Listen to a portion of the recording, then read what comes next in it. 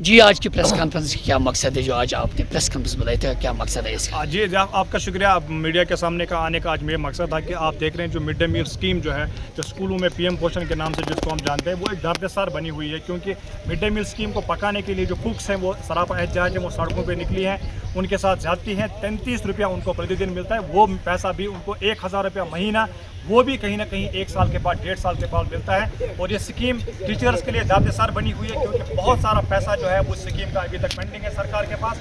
हम चाहते हैं कि एक तो कुक्स को 10,000 रुपया कम से कम आने में मिलना चाहिए। दूसरा, जो मिड डे मील स्कीम को चलाने के लिए फंड्स चाहिए। अगर सरकार चाहती है कि उनको बैलेंस डाइट बच्चों को मिले, वो फंड्स मंथली बेस पर रेगुलेट होने चाहिए। अगर सरकार को के पास पैसा नहीं है, अगर फंड्स नहीं है स्कीम को चलाने के लिए, तो सरकार को ये स्कीम बंद करनी चाहिए, थर्ड पार्टी के हवाले करनी चाहिए, ताकि टीचर्स के सर से ये बोझ उतर जाए।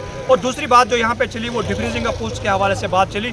जैसा मैंने अभी भी कहा कि हमारे टीचर्स फोरम के जो चेयरमैन हैं मोहम्मद शबीर रातर साहब, उसकी क़यादत में हम पावर कॉरिडोर से मिले हैं, सेक्रेटरी एजुकेशन से मिले हैं, ऑनरेबल एजुकेशन मिनिस्टर से मिले, बाकी लोगों से मिले हैं। तो हमें आश्वासन मिला है कि डिफ्रीजिंग ऑफ पोस्ट्स की वजह से ग्रेड 2 और ग्रेड 3 टीचर्स के फ्यूचर पर कोई असर नहीं पड़ेगा। हम आपके माध्यम से ये अपील करना चाहेंगे, आप डिफ्रीजिंग कीजिए, आप नए लोगों को लाइए महकमे में, जो अनएम्प्लॉयड यूथ है उनको रोजगार दीजिए, but not on the cost of future of RETs. हम चाहते हैं कि आरईटीज के लिए जो क्रिएशन ऑफ पोस्ट की गई थी, सुपरन्यूमरी पोस्ट, टेम्परेरी पोस्ट, उनको परमानेंट किया जाना चाहिए, ताकि उनका फ्यूचर भी सिक्योर हो और जो नए लोग हैं महकमे में वो भी आए। और डीपीसीज के हवाले से जहाँ तक बात है, हम चाहेंगे, जो बार बार हम पावर कॉरिडोर से मिलते हैं, डीपीसीज के हवाले से, चाहे वो टीचर टू मास्टर हो, मास्टर टू लेक्चरर हो, ZDOs की प्रमोशन हो, COs की प्रमोशन हो, या किसी भी कैडर की प्रमोशन या टाइम बाउंड प्रमोशन हो, वो सिलसिला जो उसमें सूरत अगरचे वो जारी वो सारी है, लेकिन काफ़ी लो रफ्तारी से जारी है। हम चाहते हैं उसमें सूरत आए, जो लोग प्रमोशन के लिए वेट कर रहे हैं उनको टाइमली प्रमोशन मिले। कुछ लोगों को